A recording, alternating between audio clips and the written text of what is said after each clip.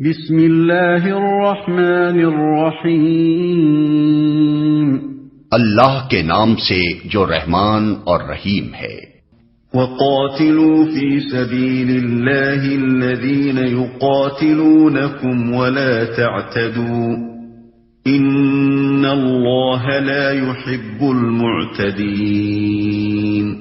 اور تم اللہ کی راہ میں ان لوگوں سے لڑو جو تم سے لڑتے ہیں، مگر زیادتی نہ کرو کہ اللہ زیادتی کرنے والوں کو پسند نہیں کرتا۔ اور تم اللہ کی راہ میں ان لوگوں سے لڑو جو تم سے لڑتے ہیں، یعنی جو لوگ خدا کے کام میں تمہارا راستہ روکتے ہیں اور اس بنا پر تمہارے دشمن بن گئے ہیں کہ تم خدا کی ہدایت کے مطابق نظام زندگی کی اصلاح کرنا چاہتے ہو اور اس اصلاحی کام کی مزاحمت میں جبر و ظلم کی طاقتیں استعمال کر رہے ہیں، ان سے جنگ کرو۔ اس سے پہلے جب تک مسلمان کمزور اور منتشر تھے، ان کو صرف تبلیغ کا حکم تھا اور مخالفین کے ظلم و ستم پر صبر کرنے کی ہدایت کی جاتی تھی۔ اب مدینے میں ان کی چھوٹی سی شہری ریاست بن جانے کے بعد پہلی مرتبہ حکم دیا جا رہا ہے کہ جو لوگ اس دعوت اصلاح کی راہ میں مسلح مزاحمت کرتے ہیں، ان کو تلوار کا جواب تلوار سے دو۔ اس کے بعد ہی جنگ بدر پیش آئی اور لڑائیوں کا سلسلہ شروع ہو گیا۔ مگر زیادتی نہ کرو کہ اللہ زیادتی کرنے والوں کو پسند نہیں کرتا۔ یعنی تمہاری جنگ نہ تو اپنی مادی اغراض کے لیے ہو، نہ ان لوگوں پر ہاتھ اٹھاؤ جو دین حق کی راہ میں مزاحمت نہیں کرتے، اور نہ لڑائی میں جاہلیت کے طریقے استعمال کرو۔ عورتوں اور بچوں اور بوڑھوں اور زخمیوں پر دسترازی کرنا، دشمن کے مقتولوں کا مسئلہ کرنا، کھیتوں اور مویشیوں کو خامخواہ برباد کرنا اور دوسرے تمام وحشیانہ اور ظالمانہ افعال حد سے گزرنے کی تعریف میں آتے ہیں، اور حدیث میں ان سب کی ممانعت وارد ہے۔ آیت کا منشا یہ ہے کہ قوت کا استعمال وہی کیا جائے جہاں وہ ناگزیر ہو، اور اسی حد تک کیا جائے جتنی اس کی ضرورت ہو۔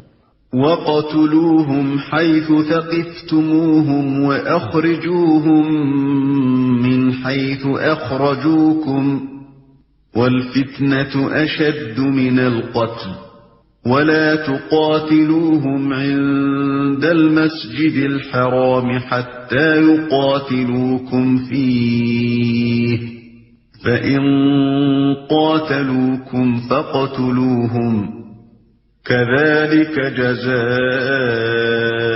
الْكَافِرِينَ۔ ان سے لڑو جہاں بھی تمہارا ان سے مقابلہ پیش آئے، اور انہیں نکالو جہاں سے انہوں نے تم کو نکالا ہے، اس لیے کہ قتل اگرچہ برا ہے مگر فتنہ اس سے بھی زیادہ برا ہے۔ اور مسجد حرام کے قریب جب تک وہ تم سے نہ لڑیں تم بھی نہ لڑو، مگر جب وہ وہاں لڑنے سے نہ چوکیں تو تم بھی بے تکلف انہیں مارو، کہ ایسے کافروں کی یہی سزا ہے۔ اس لیے کہ قتل اگرچہ برا ہے مگر فتنہ اس سے بھی زیادہ برا ہے۔ یہاں فتنے کا لفظ اسی معنی میں استعمال ہوا ہے جس میں انگریزی کا لفظ پرسیکیوشن استعمال ہوتا ہے، یعنی کسی گروہ یا کسی شخص کو محض اس بنا پر ظلم و ستم کا نشانہ بنانا کہ اس نے رائج الوقت خیالات و نظریات کی جگہ کچھ دوسرے خیالات و نظریات کو حق پا کر قبول کر لیا ہے، اور وہ تنقید و تبلیغ کے ذریعے سے سوسائٹی کے موجود الوقت نظام میں اصلاح کی کوشش کرتا ہے۔ آیت کا منشا یہ ہے کہ بلا شبہ انسانی خون بہانا بہت برا فعل ہے، لیکن جب کوئی انسانی گروہ زبردستی اپنا فکری استبداد دوسروں پر مسلط کرے اور لوگوں کو قبول حق سے بجبر روکے اور اصلاح و تغیر کی جائز و معقول کوششوں کا مقابلہ دلائل سے کرنے کے بجائے حیوانی طاقت سے کرنے لگے تو وہ قتل کی بنسبت زیادہ سخت برائی کا ارتکاب کرتا ہے، اور ایسے گروہ کو بزور شمشیر ہٹا دینا بالکل جائز ہے۔ فَإِنِ انْتَهَوْا فَإِنَّ اللَّهَ غَفُورٌ رَحِيمٌ۔ پھر اگر وہ باز آ جائیں تو جان لو کہ اللہ معاف کرنے والا اور رحم فرمانے والا ہے۔ یعنی تم جس خدا پر ایمان لائے ہو اس کی صفت یہ ہے کہ بد سے بدتر مجرم اور گناہگار کو بھی معاف کر دیتا ہے جبکہ وہ اپنی باغیانہ روش سے باز آ جائے۔ یہی صفت تم اپنے اندر بھی پیدا کرو۔